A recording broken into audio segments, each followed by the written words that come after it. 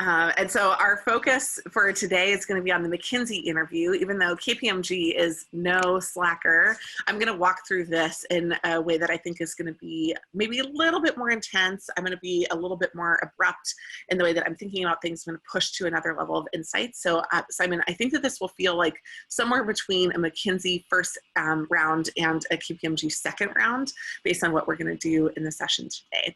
And so I'm going to introduce the case. I'll walk through the intro of the case. I'll set a timer and I will walk through how long it takes you to do each part of the case. At the end, I'm going to give you reflection on both the timing for each of the pieces as well as segmented performance. So we'll highlight what was happening in each part of the case. And overall, your mission is to solve the case, but probably most importantly, have a really good time. So we'll keep it lighthearted and fun. Everyone who's watching, you guys have the opportunity to do one half of the case, which is to work in your head and on paper with what you would do. You are also on mute. So as long as you are on mute, you can keep yourself accountable by talking through it when you're talking through a structure. You can walk through the math as Simon's walking through the math. You can also do that later on. But please work along with us. It creates a better experience for you from the learning side. So Simon, are you ready? I'm ready when you are. I've always been ready. Born ready.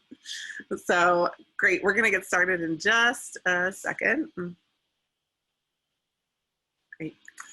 Our client today is a company called Agrochem, and the case is named Mango Maker. Agrochem is an agricultural chemicals producer based in North America. The company manages a wide portfolio of goods that includes specialty seeds for commercial producers, pest control, and soil additives. In R&D, this company developed a slow-release fertilizer that helps accelerate the ripening of produce. When produce goes to market off-cycle, it provides farmers with more assurance that it will be purchased and can even achieve a price premium. The product was patented 10 years ago, but has recently come back up into development as something that they would like to finish and commercialize. In testing, the chemical worked especially well with tropical fruits, and one of those tropical fruits is mangoes. So the company decided to call the product, for now, Mango Maker. The majority of mangoes sold in the world are produced in tropical regions, non-frost zones, and Mexico is one of the top 10 producers with 2.2 million tons produced a year. Your client would like to know if they should attempt to commercialize the chemical Mango Maker, specifically in Mexico. Do you have any questions about the background? Great. I'm first going to run through what I heard from you to make sure that I heard everything correctly. Sounds good. So our client is Agrochem. They produce agricultural and chemical products, pretty much specialty seeds, pest control, and soil additives. They sell these to commercial clients in North America, and they are looking at bringing to market a fertilizer which works very well with mangoes, and they're specifically going to launch that product in Mexico because that's one of the largest mango markets. And so the goal is sort of to see whether or not they should enter this, whether or not they should bring this product to development. Absolutely. Correct? That's it. Anything Great. You think you missed or any questions that you have about that? Sure. So just wondering sort of the size of Agrochem and their current size and generally how big they are, so I can understand how big of a deal this product is to their overall business. Yeah, I don't have data on it actually. Okay. And normally I would, but I didn't pull it together. I think we can assume that it's big. This isn't necessarily a complete deal changer for them, so it would be a part of a portfolio of products. So I wouldn't assume that it's everything. I also wouldn't assume that it's nothing. How's that for a non-answer? That's great. And do they sort of have a timeline of when they're expecting the product will be fully ready to launch? I think that right now it's gone through all of the testing that they would need. So I think we can assume under a year would make sense. Great. I'm going to take a moment to structure my thoughts and I'll let you know when I'm ready to work on this question. Sounds great. Can't wait.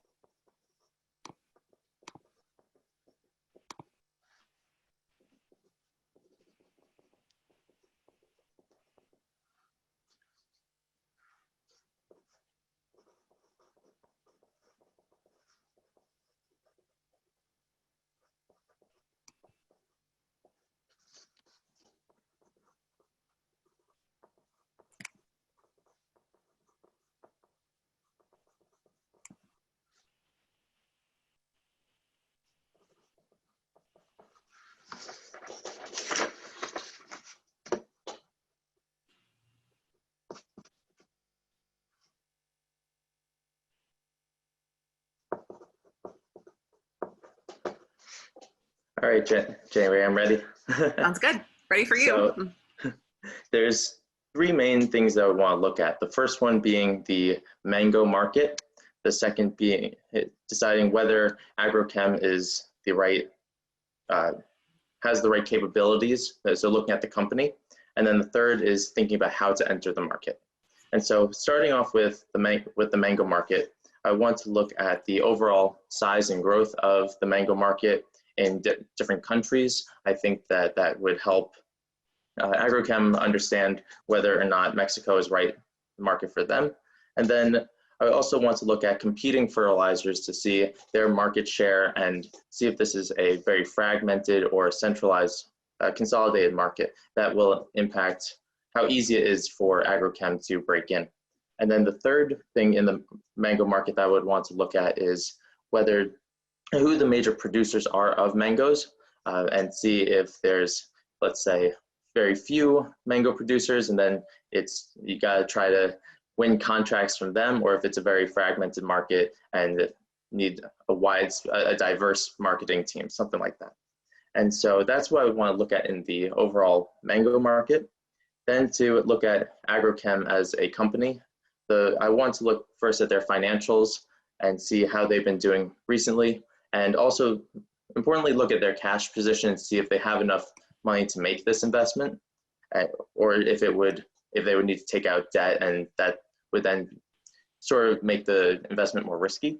The second thing I would want to look at is their current capabilities in manufacturing, distribution, and marketing to see if they can use the same capabilities with this new product, or if they would have to create new capabilities. For example, if their Mexican distribution is not very strong, then they would need to build that up, and that would be an additional cost. And it would also affect the timeline. And the third thing I would want to look at in the company is their current portfolio of fertilizers to see if this would cannibalize from other sales. If agrochem is already the main player in this market, they would be taken away from their current revenue. And that's what I want to look at in the company. And then the third thing, looking at how to enter, there's two main ways that I would think about right now of entering this market. First is to organically go in with distribution and marketing teams. And then the second way would be to license the product to a major player in the Mexican market.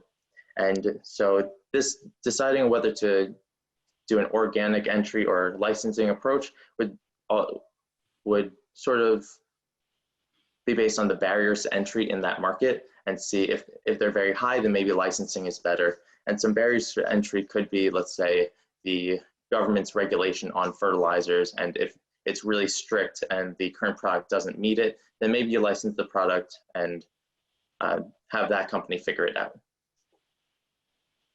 Sounds good. Where are you going to start? So I would first want to look at the mango market and try to figure out if it's an attractive market to enter. Great. I want to do the same thing. What data do you want? What kind of data do you think would be interesting and powerful here? So one of the biggest data point would be to look at the size of the market and the overall trend recently, and then compare that to agrochem's expectations for their return on investment, to make sure that the market's big enough for them to for it to be worth their time. Okay. And how are we going to actually, what are the metrics that are going to tell us that it's big enough, though, specifically? Sure. So some metrics would be market size in dollars, percentage change in market size from the previous year, and then also looking at the number of competitors and their market share to see if it's a fragmented market, see how easy it would be to, how much market share we could reasonably expect agrochem to be able to take. Good. So I do have some data on the overall market. Let me give it to you now. Mangoes are grown throughout the world, and the top 5 production countries control over 65% of the market. In total, it's 36 million tons out of the 55 million that are total globally. Our client for the moment is only concerned with Mexico as a test market. What they figured out is some of the data on the market. So their Mexican producers can make average revenue of $6,000 per acre for mango orchards in a given year. The market is growing at about 7% per year. There are approximately 125 orchards in Mexico.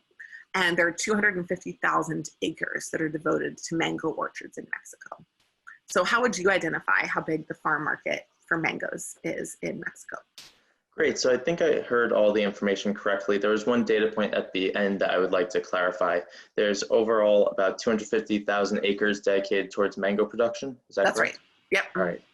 And the question that you asked was to see how much revenue is sort of produced in a single orchard.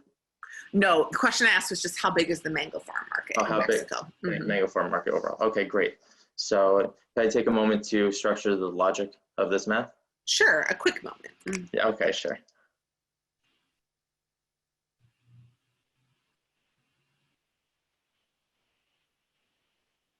So overall, the market would be the number of acres available for production, which was 250,000 acres, and then $6,000 per acre for the overall size of the market. Okay. And so the overall size of the market would be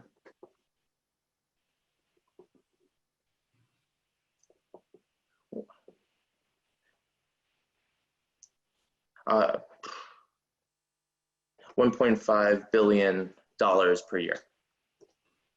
Okay. What do you think about that?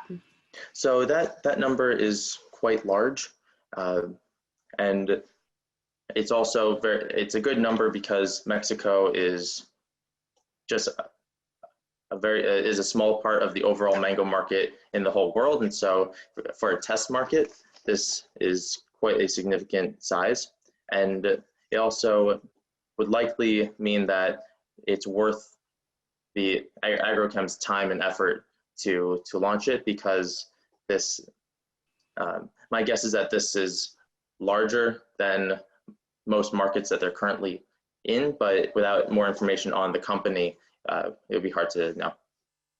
So let's just be clear. What is this market the market for? And is it the market that we're thinking about entering?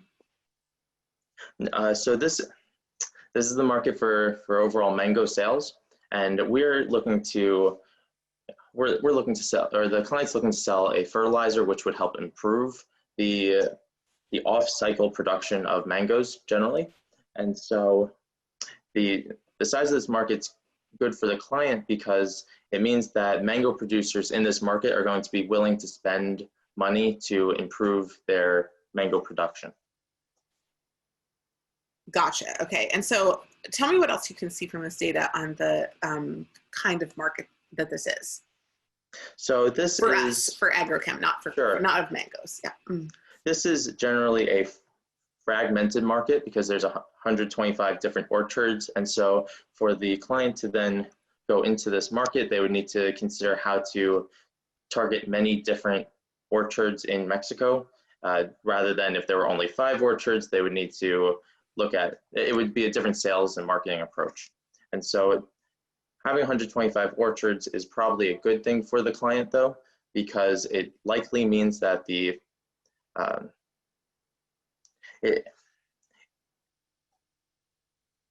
there's more clients to be able to take. If there were only, let's say, 5 orchards, they would probably already be locked up in contracts with other major agrochem players. And so with 125 orchards, there's probably more room to start to develop market share. Okay.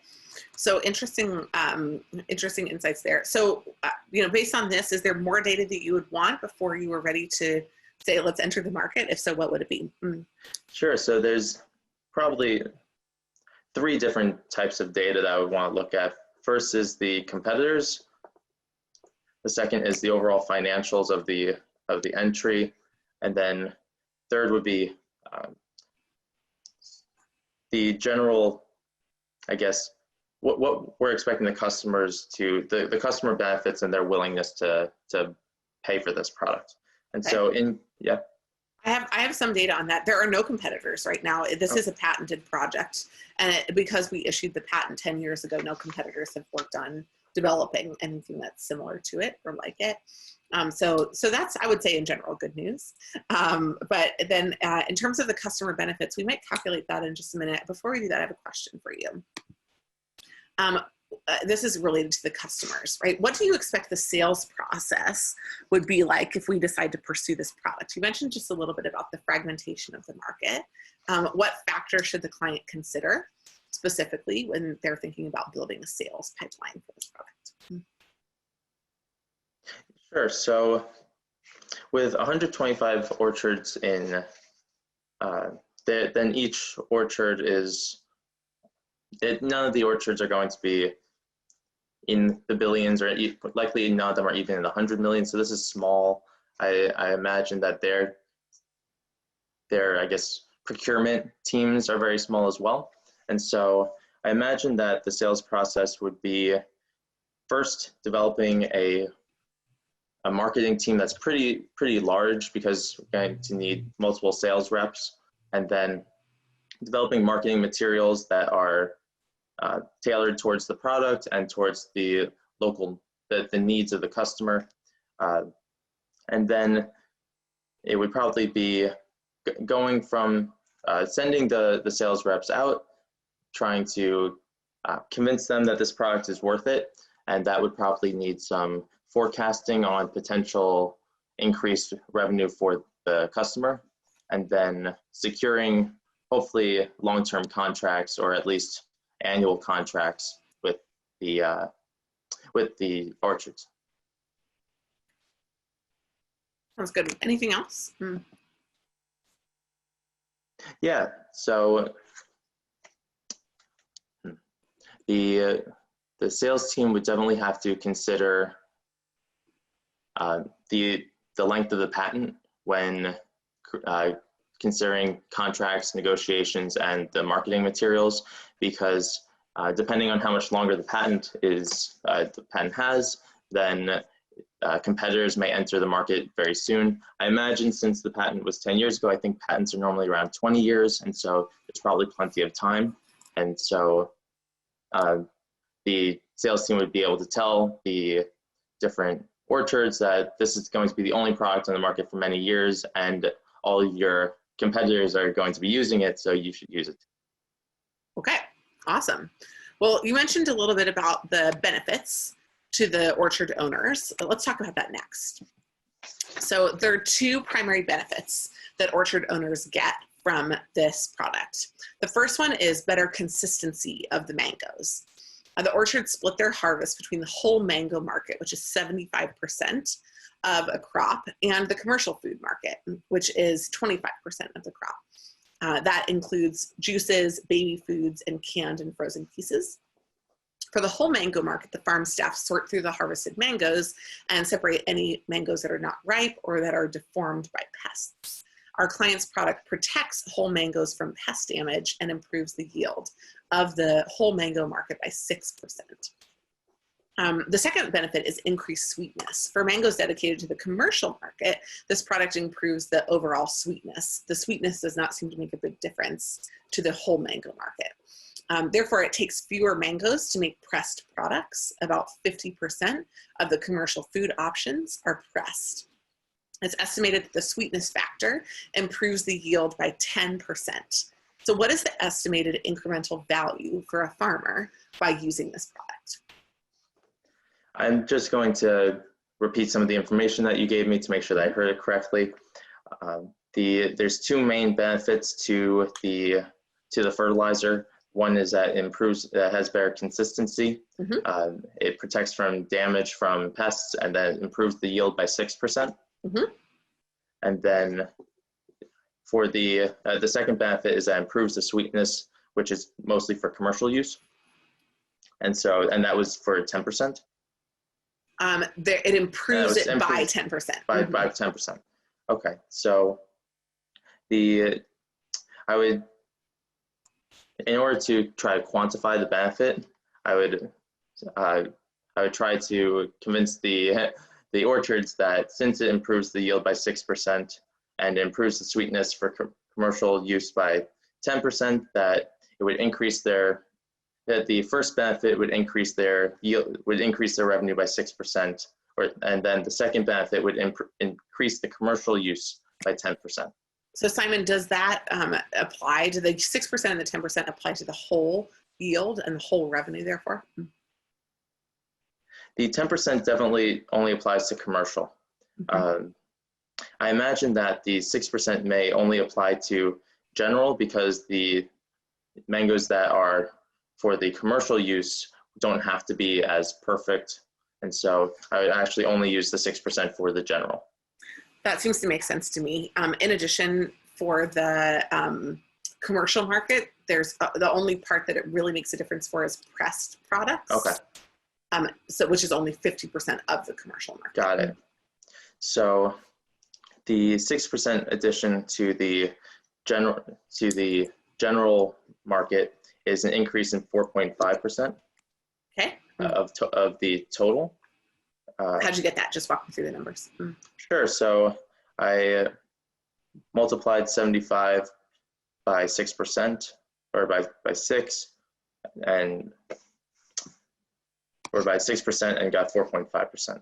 And then for the commercial, I would multiply the 10% times half of the commercial, which is 12%. And that would be an additional 1.25% overall. And so the general benefit of the fertilizer would be 5.75% additional revenue for the orchard. And I think that would be generally a significant amount.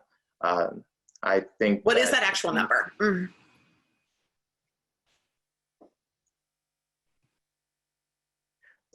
So I could turn it into, I could do 5.75% times the 6,000 per acre and get additional revenue per acre, if that's what you're looking for. Sounds good. Okay.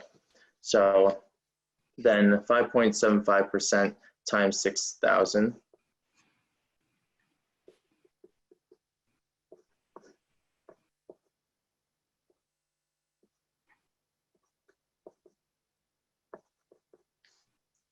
That should be an extra $345 per acre. And so depending on what agrochem is expecting to sell the fertilizer for, this could be a benefit to the orchards. And so I would next want to look at the general pricing to understand whether the orchards would find any benefit from this. Okay, so we do need to determine the potential pricing as well as the profit of the product. Specifically, we're interested in identifying kind of an additional benefit that's related to that. So I have some more data for you. The other benefit that is included is earlier harvesting. And we mentioned before that there was a potential price increase related to being able to harvest earlier and basically getting your product to the market off cycle. So our client gave a sample of the product to a farmer that produces only locally. It's a small acreage of about 200 acres. The farmer was really able to harvest his crop about 30 days earlier by using the product. 10 of those days are within what we call the price premium capture window, where the farmer gets a 4% price boost. A study of technology innovation in the agriculture industry have shown that new products typically capture some portion of total benefits created for users. The standard median percentage is about 1/2. In addition, it's estimated that the product will cost us about $3,000 per kilogram to produce fully loaded. And that fully loaded cost includes transportation, warehousing, as well as sales and marketing. Tests indicate that 1 kilogram of the product can support 12 acres of mango crop. So now my question is, how should we price it and what is our profit? Great. So there was a lot of data there and I think I heard most of it, but I'm honestly not sure that I heard 100%. So okay. The additional benefit is early harvesting, where the orchards could harvest 30 days earlier based on the research that our client did, but only 10 of those days is in the price premium window, which was 4%. Then there's a 1.5% in there, and I honestly didn't catch what that study was. Yep. So basically a study of technology innovation in the ag industry, and there's a wide range of percentages. Basically, you know, there's a benefit to the user, but then how do we price it is the question. And so the median number is 1/2.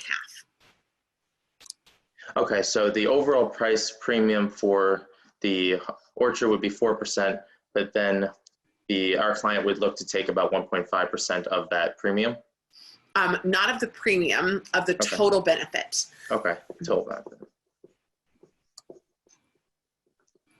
Great, and then the cost to produce was 3,000 per kilogram, and 1 kilogram supports 12 acres. Correct. Great, so here we have two separate calculations. One would be the cost to produce, and then the second calculation is the additional benefit to the orchard. Okay. And so the addition, I'm going to start with the cost to produce. And so we said that 1 acre, the benefit was 345. No, the cost to produce, we have 1 kilogram being 3K. So the calculation isn't cost to produce, it's overall like profit driven from it. And so I would want to look at the 12 acres multiplied by the $345 per acre to get the benefit of 1 kilogram of, and then subtract that from the 3K to get the potential profit from 1 kilogram. We could do it that way. Mm-hmm. Okay, so 345 times the 12 acres gets us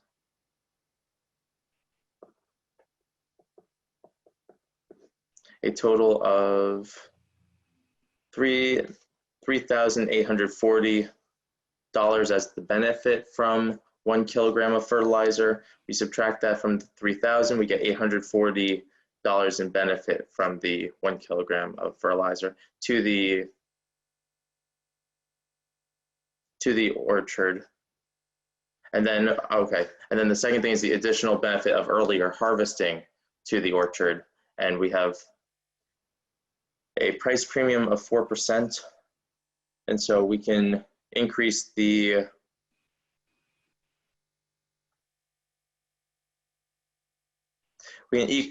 total yield from the acre by 4%, or the total price by 4%. And so for 1 acre that was selling with, we had $6,000. We increased that by 4%.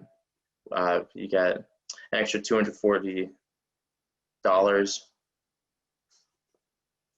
And then 1.5, the tech innovation from that, the 1.5% that most people in this area are selling for is 1.5% of the benefit of that 240 to the acre, and so that would be a total of $90. Where'd you get the 1.5? So that was the average number from the data that you gave me about general tech innovation. It was one half. Oh, 1/2. Okay. So. And basically, just Simon, to explain that, basically what it means is that there's a value that's a benefit to the client, and we're going to give them half of the value, and we're going to take half the value, right? We're going to price at what we believe half of the value is, so that they get some of that residual value. That's fair. So in a general acre, the average benefit is 240. Is that it for all general acres? Is that across the whole portfolio, or is that for some general acres? I think that was on the average acre of the market was 6,000. So I took 4% of the 6,000 to get 240. And that would be true if we could price all of them at the premium. Can we price all of them at the premium? We can price the ones that are 10 days, that are in the price premium window, which would be 10 days of the price window times 30 days. Divided by 30 days earlier is 1/3. Is there some other factor that is preventing us from pricing all of them at the price premium window? It's just that if we can't actually get them all to the market during that period. So Okay. the other 20 days will have to be at their original price. So only 1/3 will be able to make it into the price premium window. Okay, so then we can divide 240 by 1/3 to sort of add the average benefit for all acres. And so that would be $80. Okay. And then the average benefit, or taking half of that benefit for the client would be $40 per acre. Okay. And so since 1 kilogram can provide for 12 acres, we would multiply that 40 by 12, and we get 480. Okay. And so we could price it somewhere, I would think, between 800. We would price it around 480. Okay. Walk me through the pricing, just in sum. Sure. So the average benefit is $80 per acre because and then taking half of that is $40 per acre. If we were to,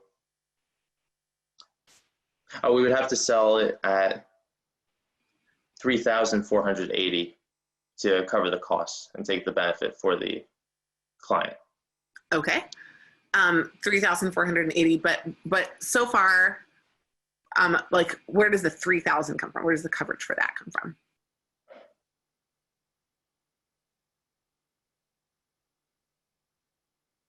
I did this earlier. Okay, so the other benefits for for using the fertilizer. So the benefit of better consistency and improved sweetness, that was going to lead to $840 in benefit, plus the $480 in benefit from the earlier harvesting. Those combined to $1,320 in benefit. So actually, our client should be taking $680 of And that walk benefit. me through that 840 one more time. So that 840 we got from using $345 of benefit per acre times the 12 acres. So that was a total of 3,840. Maybe there was no reason for me to subtract it from 3,000, and so the actual benefit was going to be 4,320, and then half of that is, now I understand, half of that is 2160, which is below our cost to produce. There we go. What do you think? So it seems like we wouldn't be able to price it high enough to produce it. You sure? No. You're not sure of anything anymore, are you? It's got hard and fast. So 3 kilograms.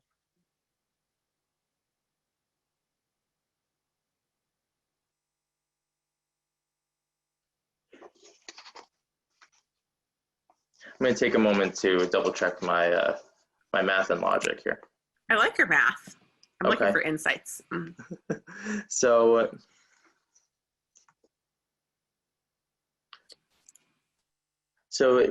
the client could price it higher. This 1.5% here is just an average. And so if we were to try to take more of the benefit, then if the client was trying to take more of the benefit from the tech innovation, then it could price it over the 3K mark. But then what percentage would we have to be at? Right now it's 50-50. What percentage would we have to take of benefit? Sure. So I'm going to divide 4,320 by 3,000. And no, I'm going to actually subtract it, then divide. So I think 1320 over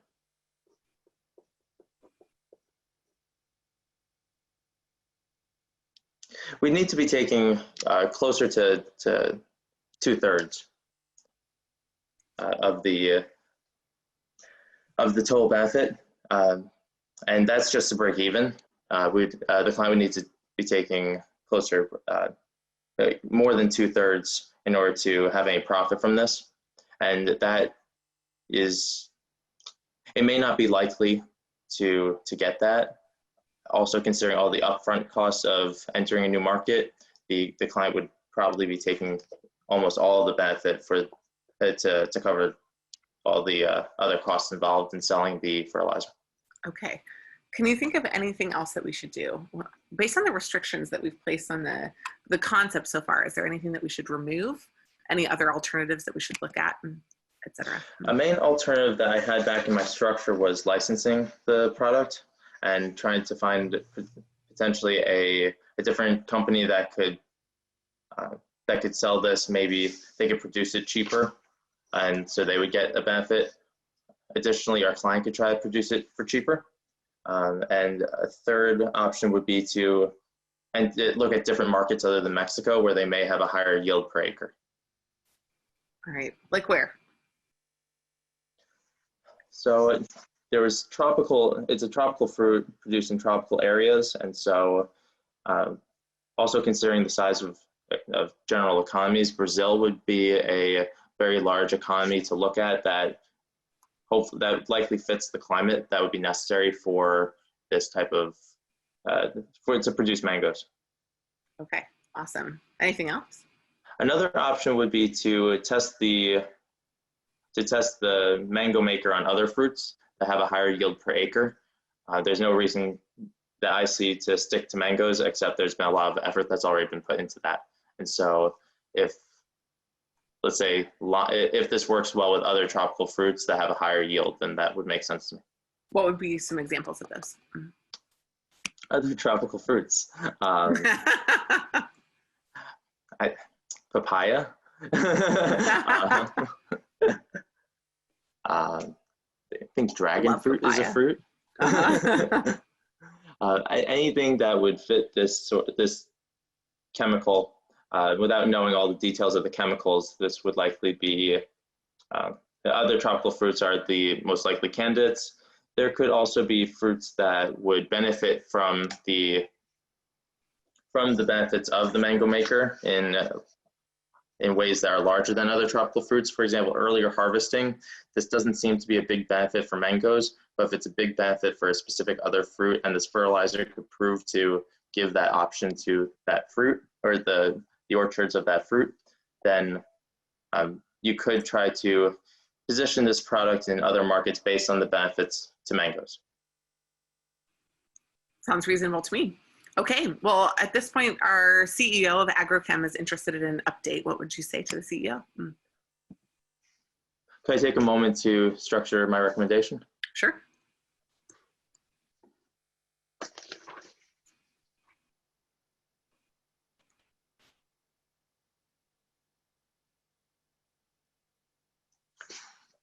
So unfortunately, we ran the numbers and it doesn't seem like it would be very difficult to sell the mango maker in Mexico because the benefit that the orchards get is not significantly higher than the client's cost to produce the fertilizer, and so trying to get profit there, it would be hard to convince orchards to buy it. So the recommendation is to look at other markets where mango maker could be more successful, and those other markets being other tropical fruits or other regions where they produce mangoes. And so the next steps would be to try to identify which markets to enter. One of the markets that we were talking about in our discussions was Brazil, and then try to do some tests and market research in those markets to make sure that it's a profitable market to enter. Awesome. You ready to be done? Yes.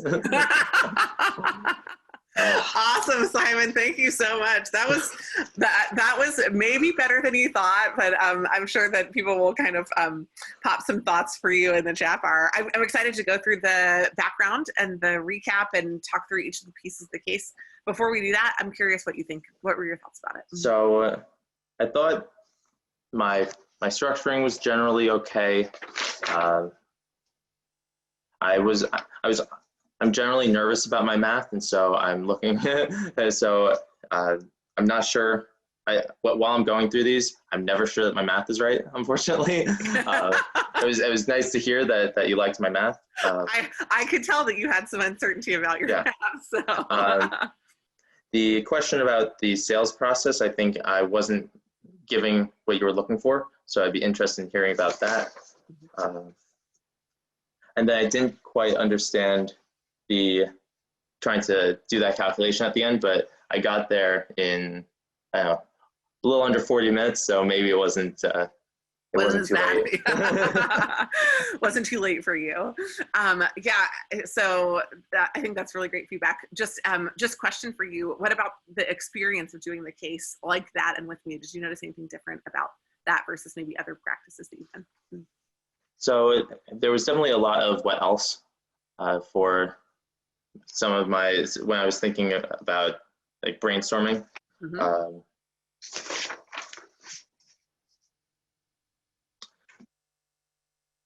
Yeah, that was the main difference, and I guess it's hard to stay structured in when you get what else, because you want to just respond with the first thing that comes to your mind, and I don't know if that's correct or not. Great. I want to talk about that specifically. So overall, I just want to let you know, if that was the first round interview, I would have passed you on. I thought overall it was a really strong performance. I felt like you did, quickly get the point, got the math, were able to capture everything. There was an appropriate amount of dialogue, a decent amount of structure. It was still a B. I want to get you to an A, right? Because we need you in that final round, and we need you to be able to play in the final round. So let's get the A. That's what we're going for. It actually started at the beginning. There were just like little tweaks in a lot of the different sections. So I don't have any major, like, you have to just burn this house down and build it back up again. But I do have tweaks in almost every piece. So for the first part, the recap, it was great. It took 41 seconds.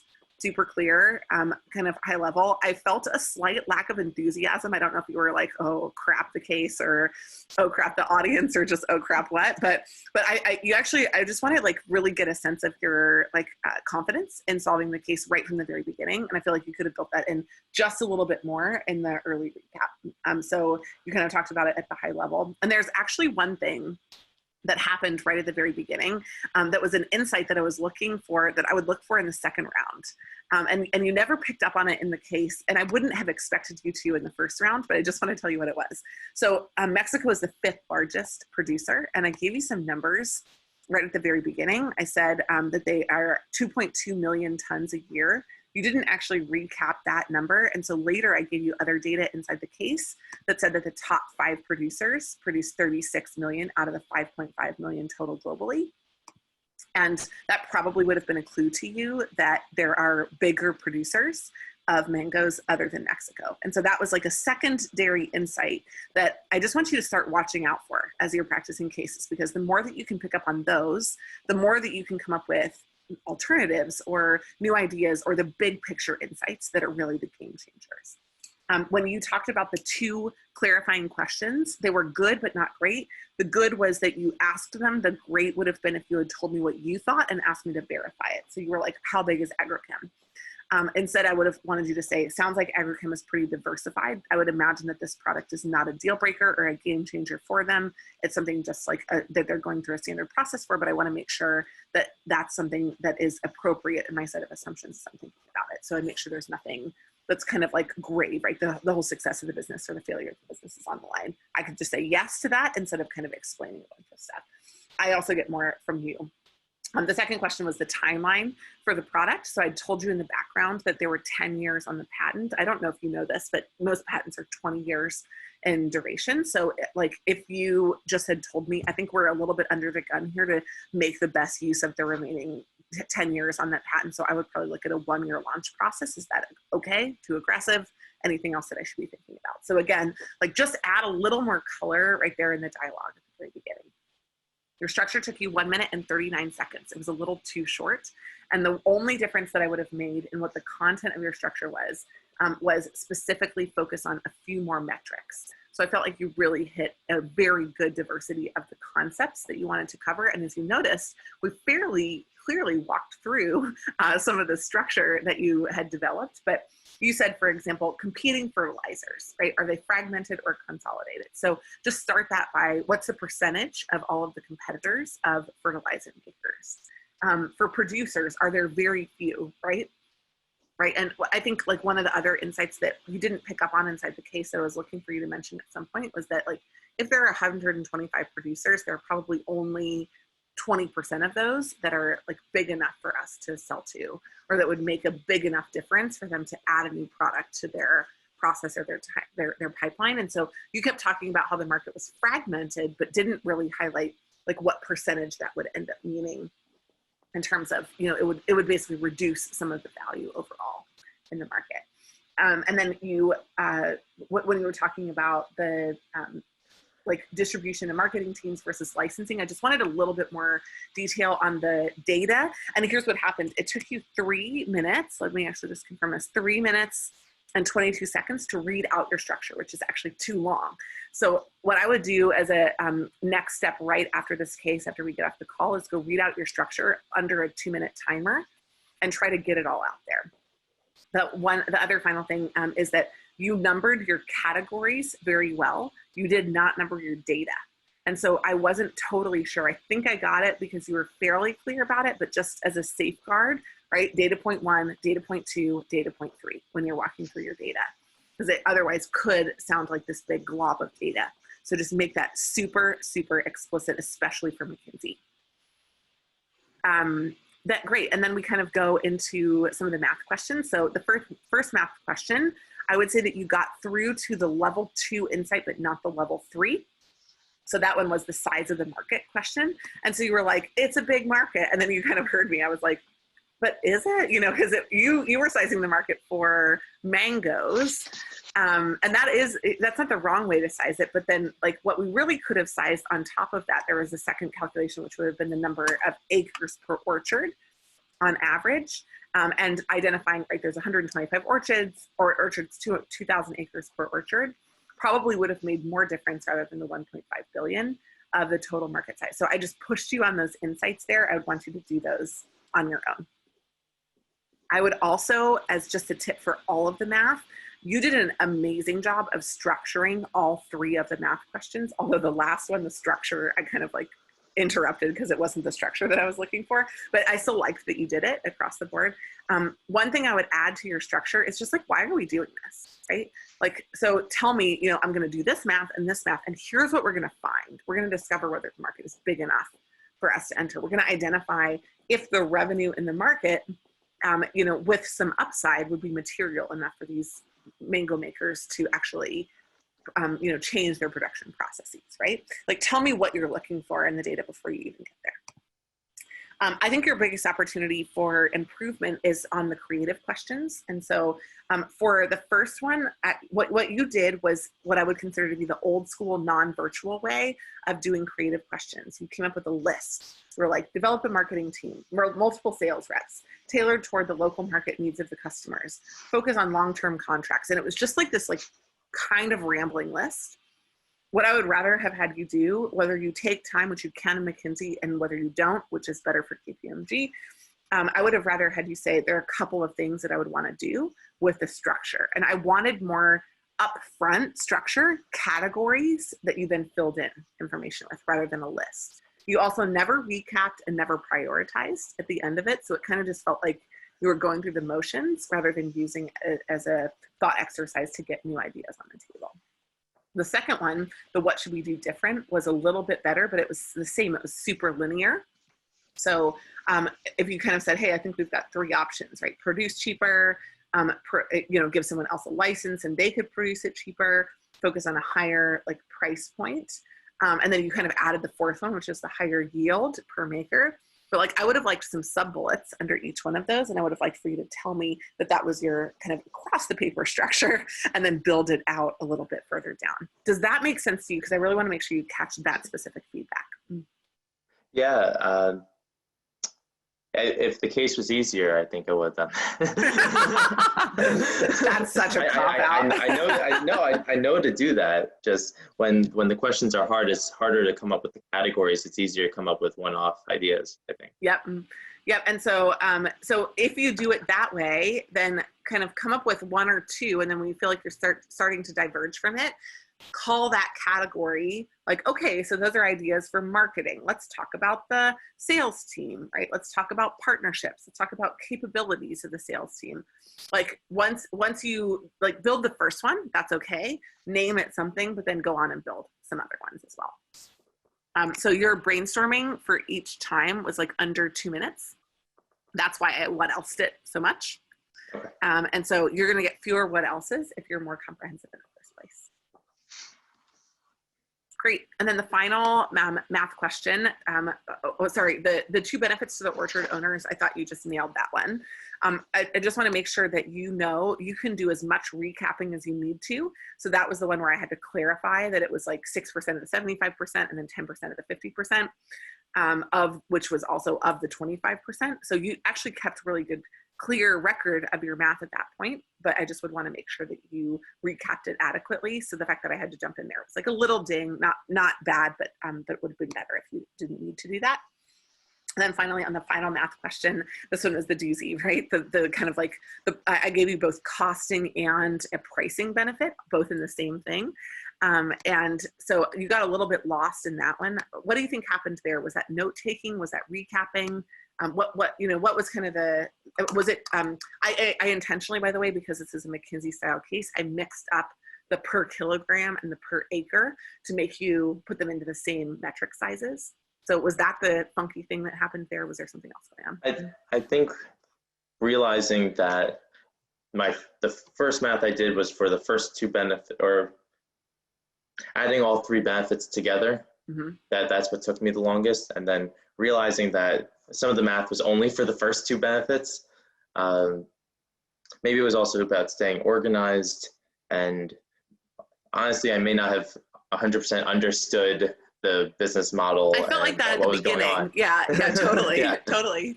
I'm a hobby farmer, so haven't done a tropical fruits case. So weird, right? Weird. That's one of the reasons why this one's such a fun one. It's quite an equalizer because there's not a lot of people that are like, I had an internship in agricultural chemicals last summer, right? Yeah. So it doesn't necessarily apply. This would be the one that I would go back and redo again. And just, you can either listen to the recording or you can just do it on your own now that you have the data and just work on kind of walking through the interpretation again of it. And then like telling me again, why are we calculating this? I think if you add that to each one of your math questions, it's going to help clear up what you do. So that one took a really long time. I think that one took us, right, over 8 minutes. And that was back and forth and this number and what about this one and what about the insights, and I was like really not letting you go on that one. That's one of the ways that, by the way, if that's happening, you can know that you're doing well in the case. If somebody wasn't performing as well in that, I would be like, what an interesting number, let's move on. So the fact that I was kind of pushing back on you was not a bad thing. We had the second question around the, like, what else should we think about doing, and then I thought your final recommendation was strong. The one improvement I would have made to that is just provide what I believed could have been a more adequate recap of what we've done in the case. You kind of dove pretty strongly into the recommendation and then the next steps and really missed out on like, here's what we looked at. So I would have either put that before or after the recommendation and prior to the next steps. So I hope that insight and feedback and those tweaks are helpful and productive for you. Do you have any questions about those? This was a great learning experience. And no, I understand the feedback, and I'm looking forward to hearing the recording. Also not so looking forward to it, but this was very interesting and something new, which I'm glad I got to do. Simon, I have a question for you. So now you can reveal to us, how long have you been prepping? What have you been doing? Because I think that was a great example for a lot of people to see. So what are some of the things that you found successful as we move into the final Q&A with the rest of the group? Yeah, so I did the Black Belt program last summer, and then I sort of took from October to April, May off, and then I honestly didn't put in enough time last summer into the black belt program. Still need to do stuff outside of just working with the coach. And so I learned that for this year. And so I've been doing some practice cases with other people who have interviews. I've been working with the coach this round for this recruiting cycle. And then I've been trying to write out different frameworks, and not to memorize them, but I think it helps to have like a really broad sense of what you're doing and why. For example, for this case, the really broad idea is this the right market, and then can we do it? Does it make sense? Is it feasible? And then how should we do it? And yep. So, and I love this one. This is a very like business fundamental case, right? If we can create value for someone else, we can capture some of that value. It's kind of one of those like very basic concepts. One of the reasons I love business, right? You know, the whole reason that a business should exist is that it's creating value for somebody that they're willing to pay for. Great. Awesome. I think those are awesome tips. Well, I don't know if some people might have questions for you, but now I'll open up the floor to questions. You guys can put them into the chat bar, or you're welcome to unmute. But thank you everyone for coming, watching, and I will stick around for about 15 minutes to answer questions. Thank you, Simon, so much. Appreciate you. Thank you.